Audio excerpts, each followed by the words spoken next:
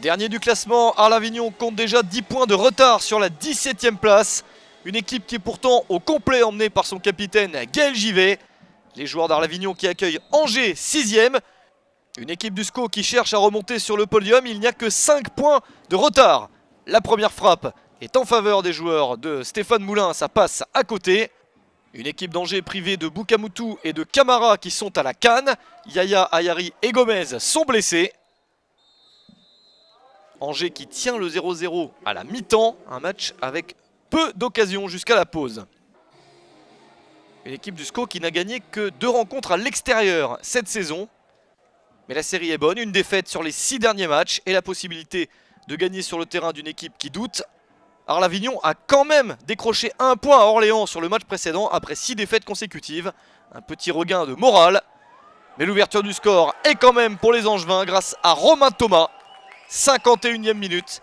C'est le premier but du match. Ça fait 1-0 à l'extérieur pour le SCO. 3e but de la saison pour Romain Thomas. Voilà de quoi faire douter un petit peu plus encore l'équipe de Victor Svinka.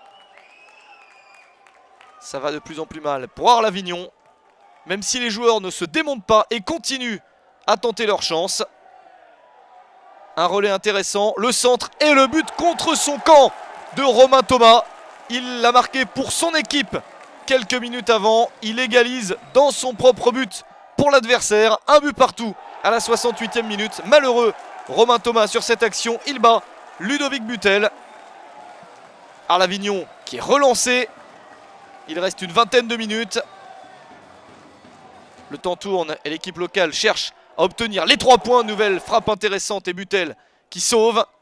Attention à ce tacle par derrière. Jean-Charles Cailleux qui intervient et qui va sortir le 2e carton jaune pour Samuel Gigot.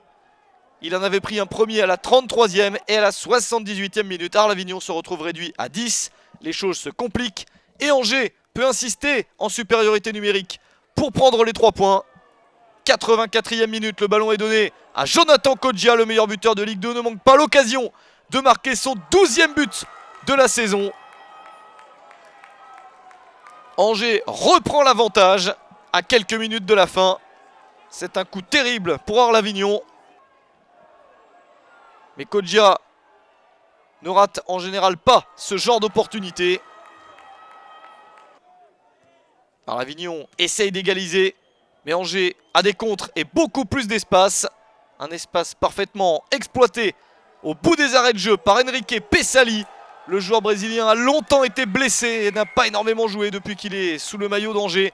Il marque son premier but de la saison, portant le score à 3-1. Angers réussit à bien exploiter sa supériorité numérique pour s'imposer au final 3-1 sur le terrain d'Arles-Avignon.